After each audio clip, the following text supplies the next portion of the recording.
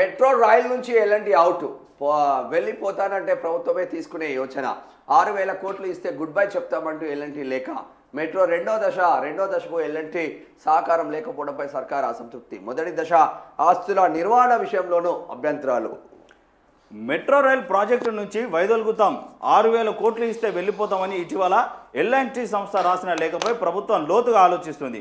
పదే అదే పాట పాడితే వెళ్ళిపోతానని అంటే సరే అనడానికి సిద్ధమైనట్టు విశ్వసనీయ సమాచారం.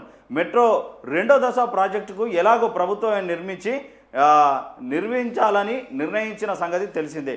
తాజా పరిణామాల నేపథ్యంలో మొదటి దశను కూడా నిర్వహించేందుకు అవసరమైతే సిద్ధంగా ఉండాలన్న చర్చ ప్రభుత్వంలో నడుస్తుంది. తమకు అప్పులు వడ్డీల భారం ఎక్కువగా ఉందని ఎల్ఎన్టీ సంస్థ చెబుతుండగా తొలి దశలో ఆ సంస్థకు ఇచ్చిన ఆస్తుల నిర్వహణ సమర్థంగా లేదన్న అభిప్రాయం ప్రభుత్వంలో ఉంది. మెట్రో నిర్వహణ తమకు లాభదాయకంగా లేదని ఎల్ఎన్టీ సంస్థ అంతర్గతంగా చెప్తా ఉన్నదట. ఇప్పుడు 6,000 కోట్లు ఇస్తే హైదరాబాద్లో ఉన్న మెట్రో ఏదైతే ఉన్నదో వాళ్ళు మేము మొత్తం వెళ్ళిపోతాం, మీరే తీసుకోండి మెట్రో సంస్థ అని చెప్పేసి వాళ్ళు చెప్తా ఉంటే ప్రభుత్వం మరి తీసుకునే విధంగా ఆలోచనలో ఉన్నదట. మరి ప్రభుత్వమే తీసుకొని ప్రభుత్వమే నడిపించాలన్న ఆలోచనలో ఉన్నదట. ఇక ఎట్లో మెట్రో రెండో ఫేజ్ ఏదైతే జరుగుతూ ఉన్నదో దాన్ని కూడా నిర్మిస్తాం కాబట్టి సో అది తీసుకుంటే ప్రభుత్వం దగ్గరనే ఉంటుంది కాబట్టి ఆ ఆలోచన చేస్తూ ఉన్నదట. మరి ఇక ఎంత రేటు మరి వాళ్ళు చెప్పినంతనా దీనిలో ఏమన్నా అవకతవకలు జరిగినా ఏందనేది మొత్తం క్షుణ్ణంగా పరిశీలించిన తర్వాత తీసుకునే ఆలోచన చేస్తారు. మెట్రోకు మెయిన్గా ఏంటంటే లాస్ వస్తుంది, మెట్రో అనేది అందు గురించే లాస్ వస్తుంది, మేము భరించలేకపోతున్నాం. మళ్ళీ ఫేజ్ 2 మెయింటైన్ చేయాలన్నా ఫేజ్ 2 కట్టాలన్నా అనేక ఇబ్బందులు నేపథ్యంలో మెట్రో నుంచి ఎల్ఎన్టీ సంస్థ తప్పుకున్నట్లు సమాచారం అందుతుంది. ఇది ఇట్లా ఉంటే ఇక గ్రూప్ 1 తీర్పు తప్పుల తడక డివిజన్ బెంచ్ను ఆశ్రయించిన టీజీపీఎస్సీ సింగిల్ జడ్జ్ ఇచ్చిన విపరీతమైన తీర్పు. పరిధి మీరి మైక్రోస్కోపిక్ విచారణ చేశారు, మేమిచ్చిన ఆధారాలు పరిగణలోకి తీసుకోలేదు, కమిషన్ వాదనల కన్నా ఉద్యోగ సాధనలో విఫలమైన అభ్యర్థుల వాదనలే నమ్మారని వెల్లడి. మరి ఎటు పోతుందో అర్థం కాదు కానీ ఘోరంగా ఉన్నది. రాజధానిపై మళ్లీ కుంభవృష్టి.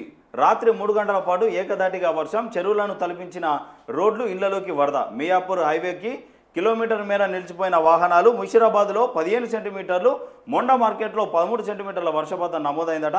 రాష్ట్ర వ్యాప్తంగా పలు చోట్ల భారీ వర్షం, అప్రమత్తంగా ఉండని అధికారులు సీఎం నార్మల్గా కొట్టలే, నిన్న మిత్రుడు పంపించిండు.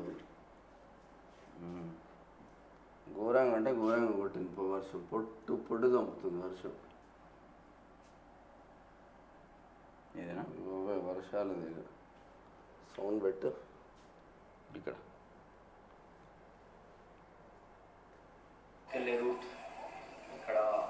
కార్లు మునిగిపోయినాయి సగం దాకా.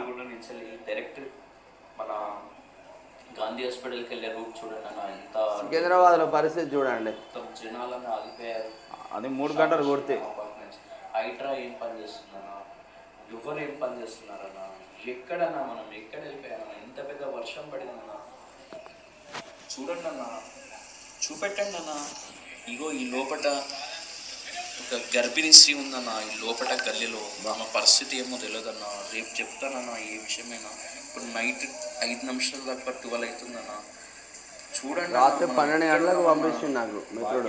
భాగ్యనగరం అంటే ఇది పరిస్థితి. చూపెట్టండి అన్న, మన గవర్నమెంట్కి చూపించండి. పాత గవర్నమెంట్ ఏం చేస్తున్నారన్నా, వాళ్ళు ఏం చేసినారన్నా, ఎవరు ఏం చేస్తారన్నా, ఏందన్నా ఈ పరిస్థితి, ఎక్కడున్నామన్నా మనం? ఇంత ఆవేదన చెందితే రాత్రి 12ంటికి నీకు వీడియోలు తీయాలి. ఏందన్నా ఈ మనిషి జీవితం. మల్లన్న గారు కరుణించండి అన్న. ఘోరంగా అంటే ఘోరంగా పాడేది. మన